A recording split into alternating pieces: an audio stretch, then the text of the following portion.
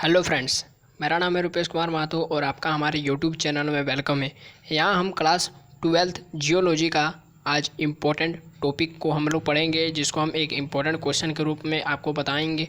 ठीक है, तो चलिए टॉपिक क्या है देखते हैं कि जिसमें हम लोग परतदार चट्टान क्या है उनका वर्गीकरण करेंगे और उनकी विशेषताओं को देखेंगे। तो परतदार चट्टान, जिसको हम अवसादी चट्टान भी कहते हैं, ठीक है, तो ये आखिर होता क्या है, यानी इनके बारे में हम लोग पढ़ेंगे और परतदार शैलों का हम लोग वर्गीकरण करने का प्रयास करेंगे कि उनको किन किन ब्रांचों शाखाओं में बांटा गया। उसके बाद फिर उनकी विशेषताओं को हम लोग देखेंगे। ठीक है, तो चलिए हम लोग देखते हैं कि अवसादी चट्टान या परतदार चट्टान क्या होता है, इसके बारे में पढ़ते हैं।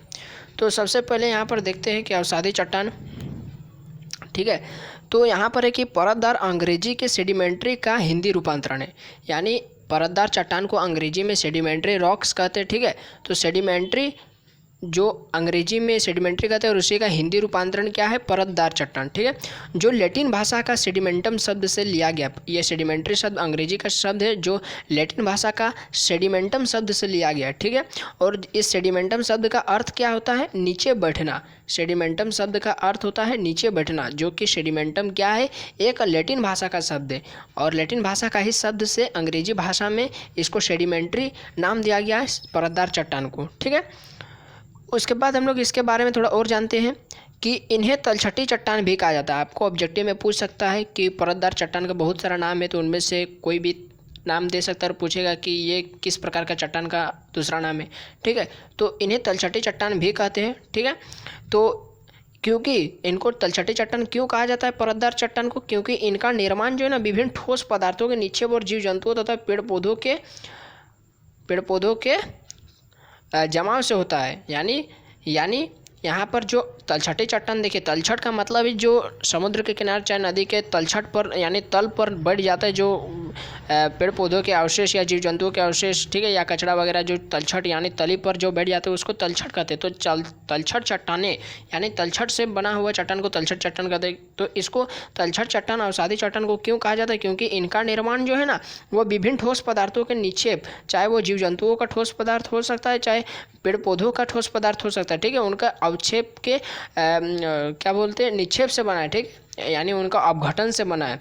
अतः परतदार या अवसादी चट्टान का निर्माण जो है ना चट्टान चूर्णों के एकत्र होकर नीचे जमा होते जाने से होता है। यानी आपको पूछेगा कि चट्टान अवसादी चट्टान का निर्माण किस प्रोसेस के द्वारा होता है, तो जो प्रोसेस होगा ना कि उसमें जो होता है ना वो जो चट्टान चूर्ण यानी चट्टान का भी टुकड़ा हो जाने से चूर्ण बन जाकर वो तली में जाकर बैठ जाता है, नीचे जमा होते जाने, बार बार परत दर परत जमा हो रहा है और परत का निर्माण चट्टान का निर्माण बंद करता है और उसी चट्टान को हम क्या कहते हैं, परतदार या अवसादी चट्टान। ठीक है, तो ये हो गया, इनका निर्माण जो है ना परत दर परत होता है। ठीक है, और इसलिए इन्हें परतदार चट्टान भी कहा जाता है। तो इनको अवसादी चट्टान कहते थे, लेकिन इनका निर्माण परत दर परत होता है, इसलिए इनको परतदार चट्टान भी कहते हैं। ठीक है, तो देखिए इसमें हम लोग 3 नाम जाने परतदार चट्टान का। पहला तो परतदार चट्टान हो गया, दूसरा अवसादी चट्टान हो गया और तीसरा क्या हो गया, तीसरा हमने देखा क्या होता है, क्या बोलते हैं उसको, तलछटी चट्टान। ठीक है, तो इसमें 3 नाम आपको याद रखना है परतदार चट्टान का।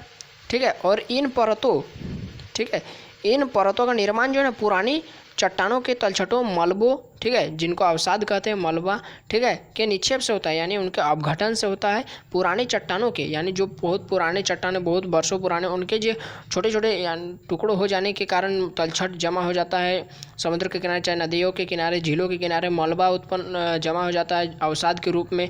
ठीक है, और इनका जब अपघटन होते रहता है, ठीक है, सड़ते गलते उच्च दाब के कारण जब ये अवसाद बन जाते हैं, ठीक है, ये पुराने जो चट्टान है वो तलछट में जमा हो जाते हैं और इस प्रकार जो चट्टान निर्माण होता है उसको अवसादी चट्टान कहते हैं। ठीक है, तो आपको 3 नाम याद रखना है परतदार चट्टान का, परतदार चट्टान, अवसादी चट्टान और तलछटी चट्टान। ठीक है, उसके बाद हम लोग देखेंगे, तो पहले हम लोग इसका विशेषता देख लेते हैं। ठीक है, उसके बाद हम लोग वर्गीकरण करेंगे, थोड़ा वो बड़ा है इसलिए इसको छोटा को पहले कर लेते हैं। तो परतदार चट्टान, जिसको अवसादी चट्टान कहते हैं, जिसको तलछटी चट्टान कहते हैं, उसकी विशेषताएं हम लोग देखेंगे कि इनका निर्माण चट्टान चूर्णों के एकत्र होकर नीचे जमा होते जाने से होता है।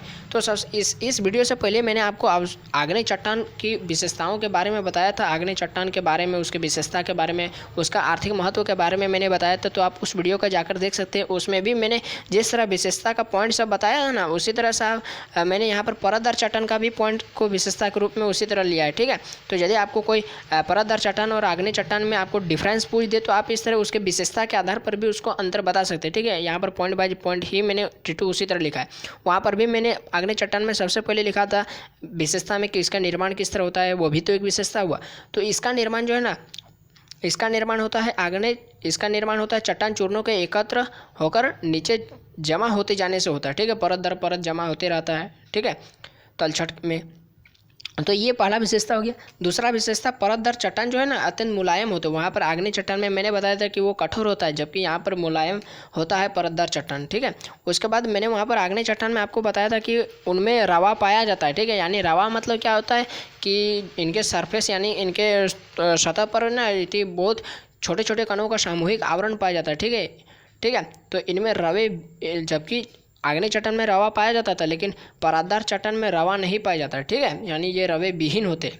उसके बाद इनमें जीव जंतुओं के अवशेष पाए जाते। आग्नेय चट्टान में मैंने आपको बताया था कि उसमें जीव जंतुओं के अवशेष नहीं पाए जाते, उसमें जीवाश्म नहीं पाए जाते थे, लेकिन परतदार चट्टान में जीव जंतुओं के अवशेष पाए जाते हैं। ठीक है, उसके बाद देखेंगे कि परतदार चट्टानों में जो है ना वो जोड़ और संधियाँ पाई जाती है। ठीक है, क्योंकि परतदार चट्टान है वो परत दर परत से मिलकर बना है और उनका कई परत किसी भी दूसरे प्रकार के चट्टानों से मिला हुआ रहता है, संधि यानी जुड़ा हुआ रहता है। ठीक, यानी इस प्रकार हम देखते हैं कि परतदार चट्टानों में जोड़ यानी संध्या पाया जाता है। ठीक है, तो इस तरह यहाँ पर मैंने 5 पॉइंट लिख दिया है आपके लिए। ठीक है, विशेषता के रूप, तो इतना लिख दीजिए।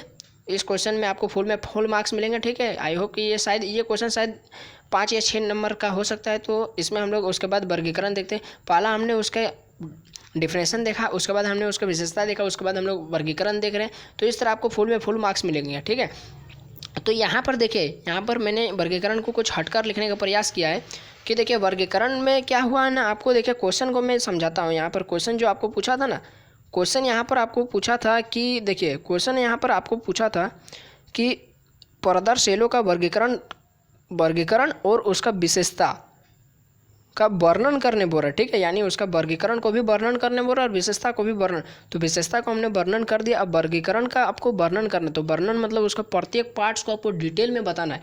तो देखिए इस क्वेश्चन में आपको जितना मार्क्स मिलेगा, ठीक है, तो उतना मार्क्स के लिए आप यदि प्रत्येक का यदि यहाँ पर देखिए, यहाँ पर वर्गीकरण में प्रत्येक का यदि आप वर्णन करेंगे कि रचना कि परतदार चट्टान को सबसे पहले 2 बेसिस पर बांटा गया है। पहला रचना सामग्री के आधार पर, दूसरा निर्माण में भाग लेने वाले साधनों के अनुसार या आधार पर। ठीक है, तो यहाँ पर यदि आप प्रत्येक का फिर देखिए, फिर यहाँ पर क्या है कि रचना सामग्री के आधार पर चट्टानों को 3 भागों में बांटा गया है। चट्टान चूर्ण से निर्मित परतदार चट्टान, रासायनिक पदार्थों से निर्मित चट्टान और कार्बनिक पदार्थों से निर्मित चट्टान। और फिर यदि आप इस तीनों का फुली डिटेल करेंगे, ठीक है, तो काफ़ी ज़्यादा आपका लंबा हो जाएगा आंसर। ठीक है, तो एक ही क्वेश्चन में आप उतना ज़्यादा काहे लंबा लिखेंगे। तो यहाँ पर वर्गीकरण में आप ये चार्ट बना देंगे ना तो आपको फुल मार्क्स मिल जाएगा। ठीक है, तो यही वाला मैंने बनाने का प्रयास किया है। ठीक है, हाँ, अगर आपको इनका प्रत्येक पार्ट का यदि आपको प्रत्येक वर्ग का यदि आपको डिटेल में पढ़ना है कि इसके बारे में क्या होता है, इसमें क्या क्या होता है, ठीक है, तो उसके लिए मैं आपको PDF एक सेंड कर सकता हूँ। ठीक है, जिसमें बुक का PDF है, तो वहाँ से आप डायरेक्ट इसको पढ़ सकते हैं। जैसे रासायनिक पदार्थों से निर्मित चट्टान इस प्रकार रासायनिक पदार्थों से चट्टानों का निर्माण होता है, परतदार चट्टान का, कार्बनिक पदार्थों से किस प्रकार परतदार चट्टानों का निर्माण होता है। तो उस तरह से आप उसको पढ़ सकते हैं। मैं बुक का PDF भेज दूँगा। ठीक है, तो अभी फिलहाल हम लोग देखते हैं कि इसका वर्गीकरण को समझने का प्रयास करेंगे कि परतदार चट्टानों को जो है ना 2 बेसिस पर बांटा गया। इनका वर्गीकरण किया गया, क्लासिफिकेशन ऑफ सेडिमेंट्री रॉक। ठीक है, पहला रचना सामग्री के आधार पर, दूसरा निर्माण में भाग लेने वाले साधनों के आधार पर। ठीक है, तो पहला जो रचना सामग्री के आधार पर है ना, वो चट्टानों को 3 भागों में उसके अंदर बांटा गया है। चट्टान चूर्ण से निर्मित परतदार चट्टान, जिस तरह मैंने आपको पहले ही बताया था कि उनका चट्टान चूर्ण के नीचे तलछट में जमा होते जाने से इनका निर्माण होता है। तो चट्टान चूर्ण से निर्मित परतदार चट्टान। फिर हमने पढ़ा रासायनिक पदार्थों से निर्मित, कि रासायनिक पदार्थों के नीचे जमा हो जाने से परतदार चट्टान का निर्माण होता है। फिर कार्बनिक पदार्थों यानी जीव जंतुओं के अवशेष या पेड़ पौधों के मृत अवशेष से जो चट्टानों का निर्माण होता है परतदार चट्टान, उस प्रकार से भी परतदार चट्टान का निर्माण होता है। फिर यदि आप फिर इसमें देखेंगे कि फिर चट्टान चूर्ण को भी 3 वर्ग में क्लासिफिकेशन किया गया है। चट्टान चूर्ण से निर्मित परतदार चट्टान को 3 भागों में बांटा गया, बालुका पत्थर में, कांग्लोमरेट और चीका में। यदि आपको इन तीनों का डिटेल में पढ़ना है तो मैं आपको PDF भेज दूंगा, आप वहाँ से पढ़ सकते हैं। ठीक है, फिर देख रहे हैं कि यहाँ पर कार्बनिक पदार्थों से निर्मित चट्टान को भी 2 भागों में बांटा गया, 3 भागों में, ठीक है। तो 3 भागों में बांटा गया। तो क्या क्या 3 भाग है थोड़ा देखते हैं हम लोग। तो चूना प्रधान चट्टान, चूना प्रधान शेल, ठीक है। फिर है कार्बन प्रधान शेल और तीसरा सिलिका प्रधान शेल। तो इस तरह हमने देखा कि और रासायनिक पदार्थों से निर्मित चट्टान का वर्गीकरण नहीं किया गया, ठीक है। तो यहाँ पर खत्म हो जाता है ये वाला रचना सामग्री के आधार पर चट्टानों का, परतदार चट्टानों का वर्गीकरण। उसके बाद हम लोग देखते हैं निर्माण में भाग लेने वाले साधनों के अनुसार चट्टानों का, परतदार चट्टान का निर्माण, ठीक है। तो इसमें चट्टानों को 3 भागों में बांटा गया है, ठीक है। इसमें चट्टानों निर्माण में भाग लेने वाले साधनों के अनुसार चट्टानों को 3 भागों में बांटा गया है। पहला क्या है, मृण्मय या जलीय शेल, ठीक है, मृण्मय या जलीय चट्टान। दूसरा वायु निर्मित चट्टान, यानी वायु के बहने से चट्टानों का निर्माण होता है, परतदार चट्टान। फिर हिमानीकृत, ठीक है, बर्फ़ के पिघलने से, तलछट जमा हो जाने से चट्टान का निर्माण होता है, परतदार चट्टान। तो इस तरह 3 भागों में बांटा गया है, ठीक है। तो यहाँ पर आपका क्लासिफिकेशन ऑफ सेडिमेंट्री रॉक खत्म हो जाता है, ठीक है। तो इस तरह से आप इतना बड़ा आंसर लिख देंगे तो काफ़ी रहेगा, ठीक है। और काफ़ी आसान शब्दों में मैंने यहाँ पर आपको समझाने का प्रयास किया। तो यदि आपको वीडियो अच्छा लगा तो आप लाइक कर दीजिए, अपने दोस्तों में शेयर करना नहीं भूलिएगा, ठीक है। और चैनल पर यदि नहीं आए हैं तो सब्सक्राइब कर लीजिए और अपने दोस्तों को भी सब्सक्राइब करने जरूर कहिए। तो अभी के लिए इतना ही, थैंक यू, जय हिंद, वंदे मातरम।